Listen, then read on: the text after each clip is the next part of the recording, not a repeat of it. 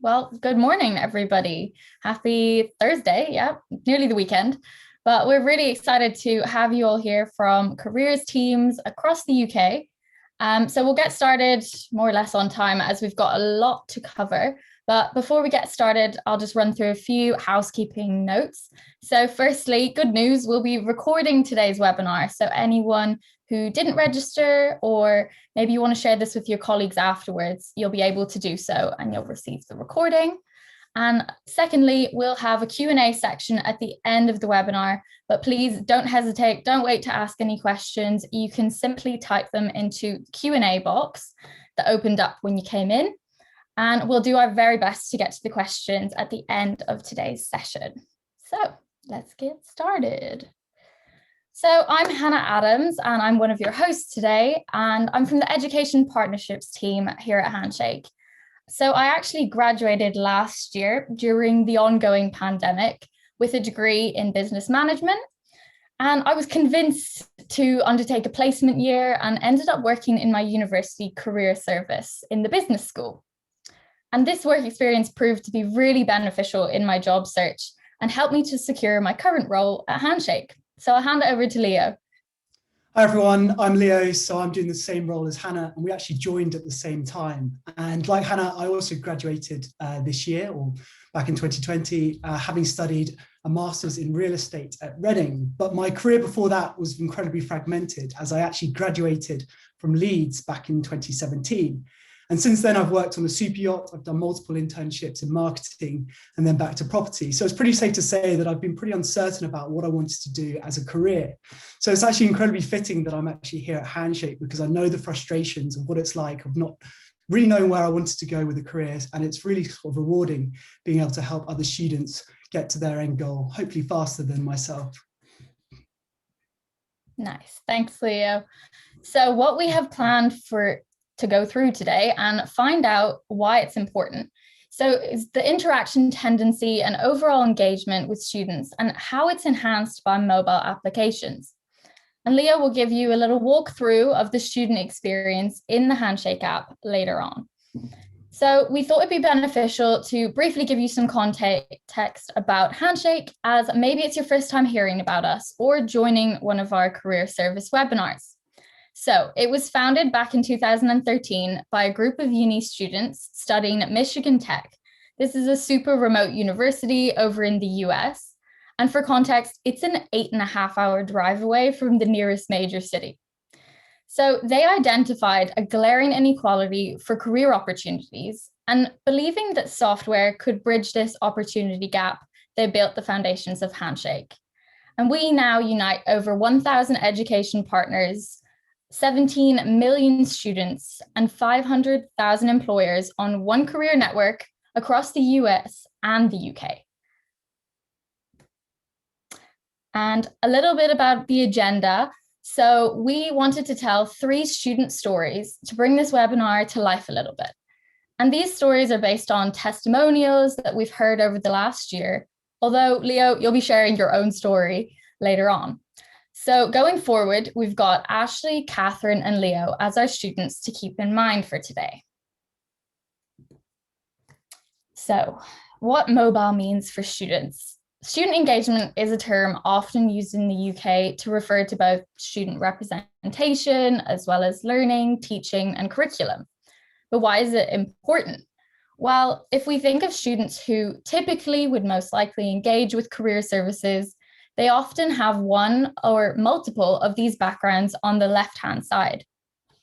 And then on the right-hand side, we can think of students that are commonly most in need of career guidance, but not really engaged.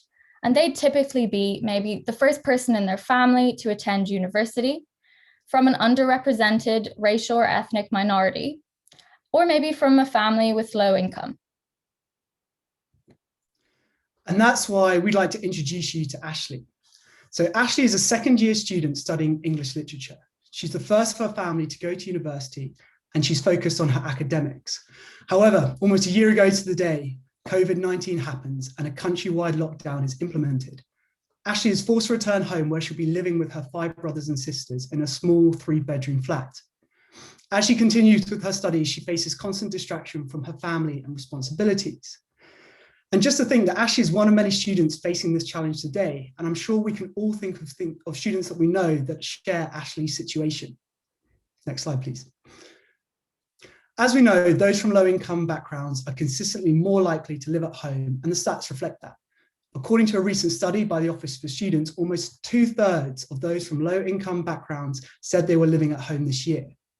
In fact, speaking to a friend yesterday when I told them about that we were doing this webinar today, they actually told me about a family friend of theirs who's currently sharing a laptop with one of their parents, and they're having to wait until their mum finishes work in order to complete their studies and apply for jobs.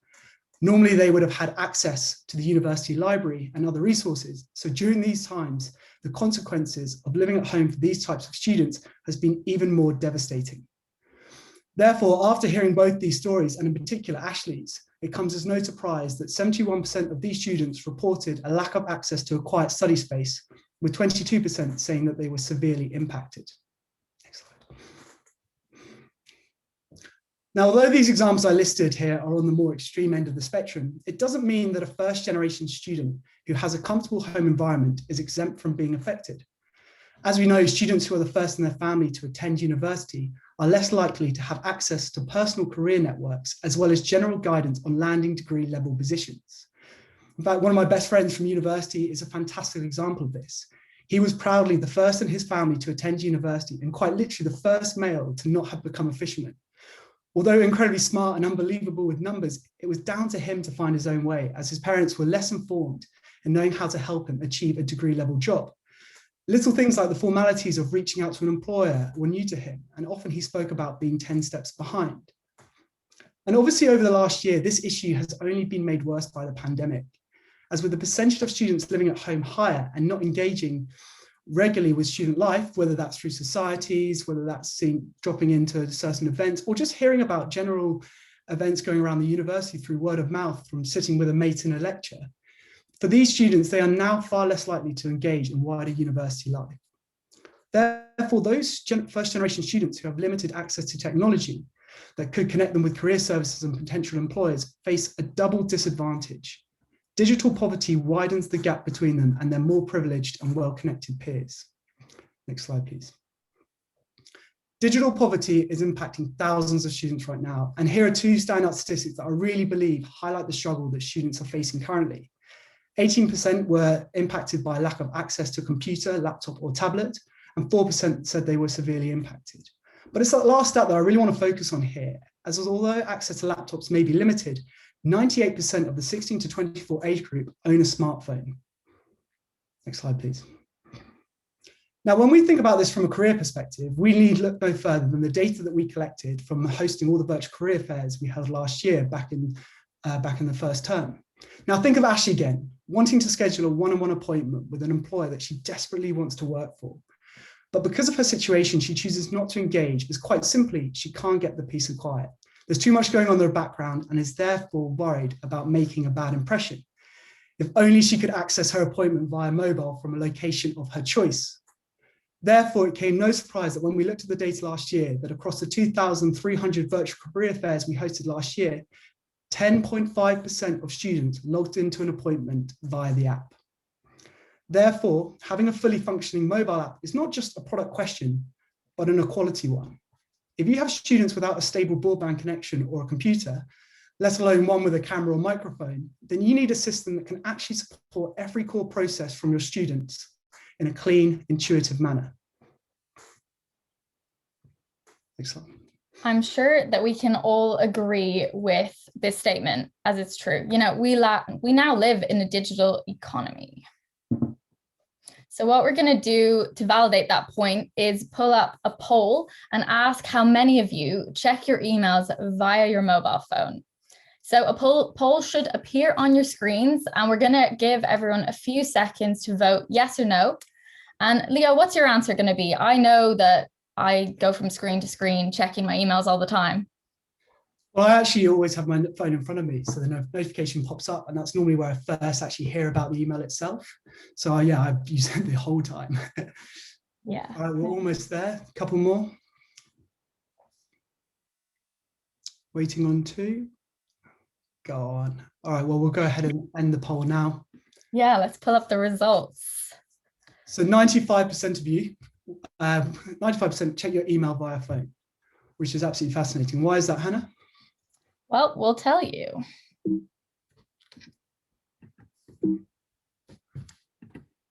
So, folks, you're not alone, because Handshake data actually shows that nearly 60% of emails sent by university careers teams are opened by a student on their mobile phone. Yet, most career platforms don't even have a mobile app. So how does a student without a laptop or reliable Wi-Fi engage if they can't seamlessly connect with their career service through their phone? Well, let's not forget that technology is improving every single day. So who here uses apps like WhatsApp, Facebook, Instagram to talk to family and friends? I'm sure, Leo, you do too. But a lot of you, right? It comes as no surprise that these are also heavily used by your students, especially international ones. Therefore, we like to think the integration of a mobile app into your career service delivery is going to be essential in the coming years. And the two stats we've got on the screen just kind of emphasize this point, really. 75% of Gen Zs most frequently use their smartphone over maybe a laptop or an iPad. And again, 73% use their internet-connected devices to communicate with these family or friends. So our second story for today's webinar is about a first-year student called Catherine. And she doesn't really think the career service is for her year group. She's not there yet. But this takes me back to when I was a first-year student, and I thought exactly the same thing.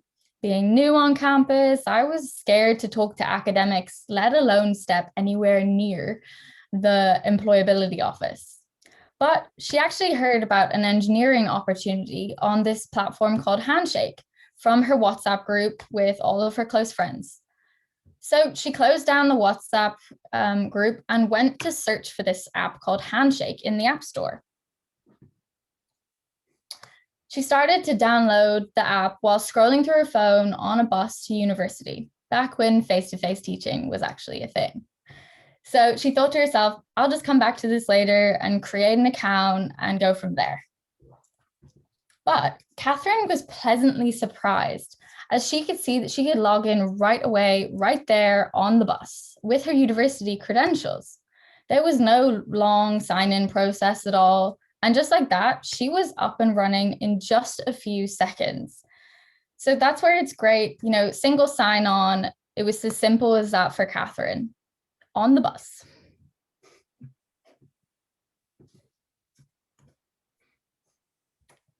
So once Catherine was logged in, she was able to quickly personalize and tailor her experience by answering a really short onboarding survey. So she built out her Handshake profile with her interests, skills, and made herself visible to employers and also students and alumni on the network. And she found herself looking at the student dashboard, which looks like this on the right-hand side. It was designed to feel familiar and more social on purpose so that when students log in, they intuitively know that they are able to get around the system straight away. And a core value of Handshake is students first. So in that spirit, we're helping career services meet students where they're at, whether that's on the bus or wherever, by providing students with this in-app experience that speaks to their individuality at scale. It's not increasing any resources. And Handshake straight away suggests some relevant companies based on Catherine's interests from the onboarding survey. And let's bear in mind for a moment that all she's doing is she's on her mobile phone on the bus. But basically, Catherine had never heard of a company called Eastleigh West Labs. So this came up and she thought, I'll just follow it. It was right up her street. And so where students spend most of their time scrolling on apps like Facebook, Instagram, or even Tinder, they take in this information passively, doing so from wherever they are, whether that's watching TV or last thing before they go to sleep. So when we assessed how many students used our app most, what do you think we found? Well, I'll tell you. So we found that 90% of iOS users browsed or searched for employability related events when only compared with 31% of non-app users. And to summarize, what this means is that students are using the Handshake app to browse events, jobs like Catherine, which they can then favorite or follow and come back to later when they're ready to register or apply for that job. So Catherine's phone buzzed again, and she actually had a push notification inviting her to a virtual coffee chat with Eloise, a recruiter from EC West Labs. And this was the company that she just followed a moment ago. Whoa, that was pretty quick. So she was able to select the time to connect with Eloise in just a few taps on her phone. And then a few days later, Catherine met with Eloise to get some tips on her application, which she then submitted through Handshake in her own time. So you can see for many students, receiving a proactive message from an employer is a breath of fresh air, especially when you're, doing the whole stressful job search. And job searching can also feel like a one-way street. I remember looking for a graduate job, and to have received an employer message would feel really exciting because the employer was ready to engage, or, it would be great. But Handshake is trying to break down these barriers from all three sides of the ecosystem in this way. And then I guess circling back to the point that social media has had an impact on how people communicate today. So it would really make sense, wouldn't it, I guess, if employers can communicate with students in the same familiar way. And on the screen, we've got three really powerful stats, I think, that validate my point here. 82% of students prefer learning this way. 95% of students actually engage with employers that send personalized messages, like Catherine agreed to the coffee chat with Eloise. And then over 80% of students who fill out their Handshake profile will get a message from an employer on the platform. Take it away, Leo. So let's bring this to life. Next slide, please. Although I didn't have Handshake at the time, I wanted to share an experience of when I needed it most. So in this case, I'm going to reintroduce myself. I was a third-year student at Leeds studying human geography. As well as playing rugby, I was applying to grad schemes and writing my dissertation. Let's just say balancing all three was extremely stressful, and time management was crucial. But having spent a day in the library tweaking my applications for a looming deadline, I had to head home as I needed to eat before going to rugby practice that evening. And it was on that walk home that I started having doubts over my CV. And I remember wishing that I could just get one more set of eyes on it from a career advisor before I sent off my application for good later that night. Unfortunately, I had to settle for a housemate, but with Handshake, this would have been possible.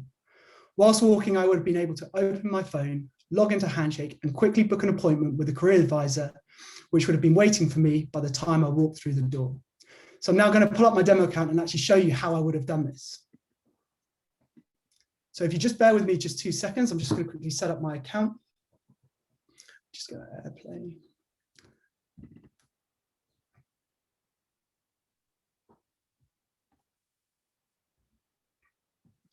And here we go. So from the main home screen, I just click on the Handshake app. Now, whilst we're here, before I talk to you about the processes of what it's like to book an appointment and to speak to that careers advisor, I thought I'd just quickly show off some of the features that Handshake has to offer. Now, as you can see, it's incredibly similar to some of the leading social media websites out there. And we've done this on purpose. We want students to be as familiar and as comfortable with the platform as possible. So it should be intuitive for them to navigate through without needing any help. But as I scroll down here, you'll see that there are already jobs that are being recommended for me based on my interests, my skills, and my degree. And these are completely personalized and tailored towards me and will be unique to each student. And what I think is really powerful about this part of the app is when I think about my career, and I told you it's been quite fragmented and I didn't really know what I wanted to do after university. These roles and these suggestions even hopefully will give your students confidence that there are employers and industries out there that want their skill sets. And it might even be that these are employers and industries that they have never thought of or didn't think that they had the skill set for. But if you're one of those lucky ones who actually know what you want to do with your career, you can go ahead and you can actually click on the jobs tab here. Now, obviously I'm doing this all from my phone here, so just showing you how easy that is. but I can go ahead and I can actually search for an employer there. Or if I'm hoping to browse whilst I'm chilling on chilling watching TV, I can actually add some filters such as my location or the type of job that I want. As well as this, I'm able to sort on relevance, date posted, and application deadline. And again, this will provide a really personalized list of jobs exclusively for me.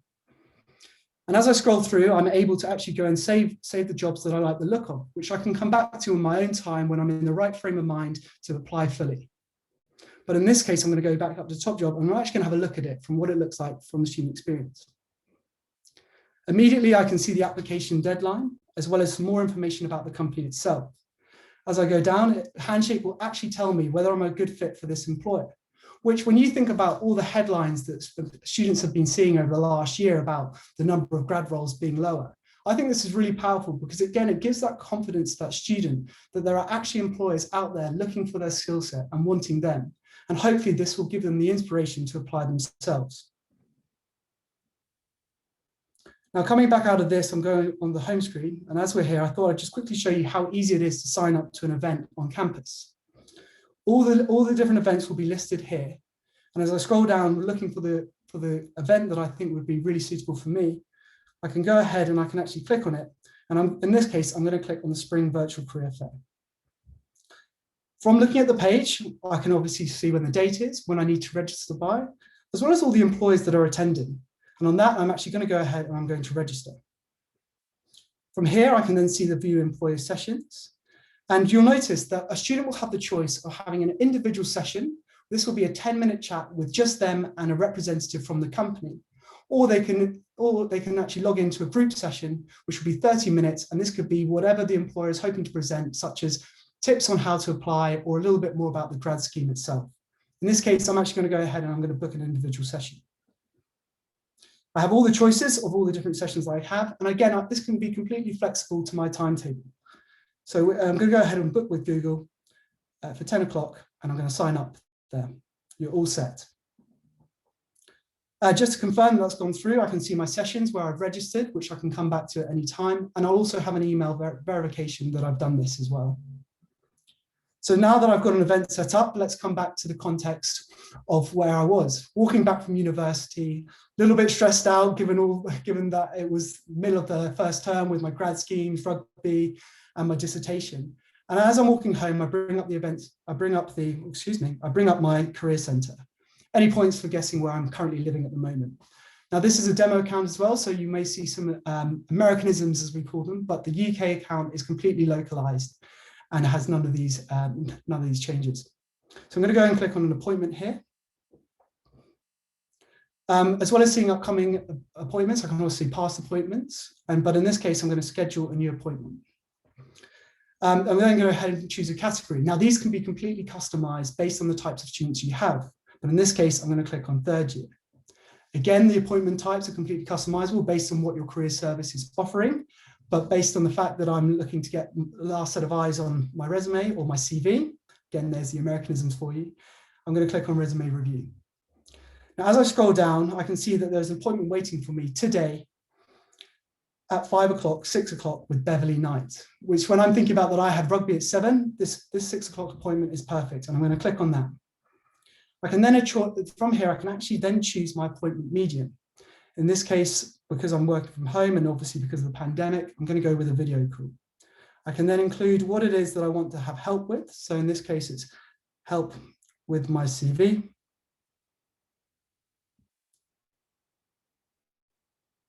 And then I'm going to go ahead and request it.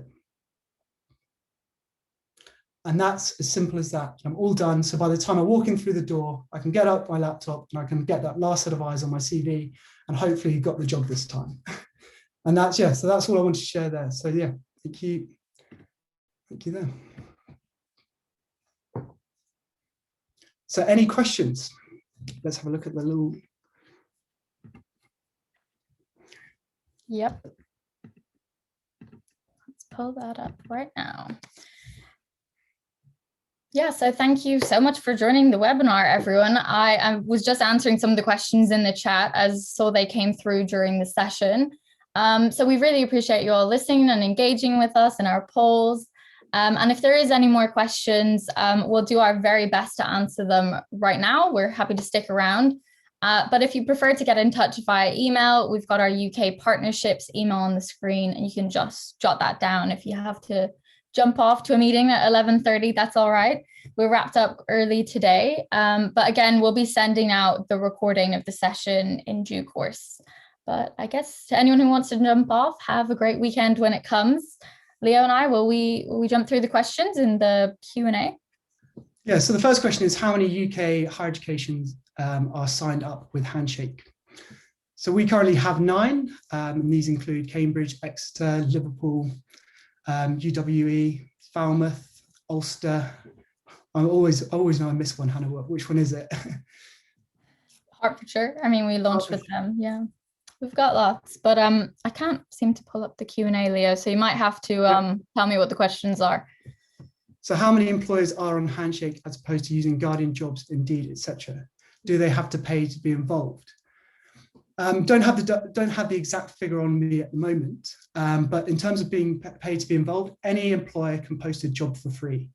And they can also choose which institution that they want to post their jobs at. For example, if you're a local SME in Hertfordshire, for example, you're able to post a job to that university. And though, oh, sorry, some more are coming in here.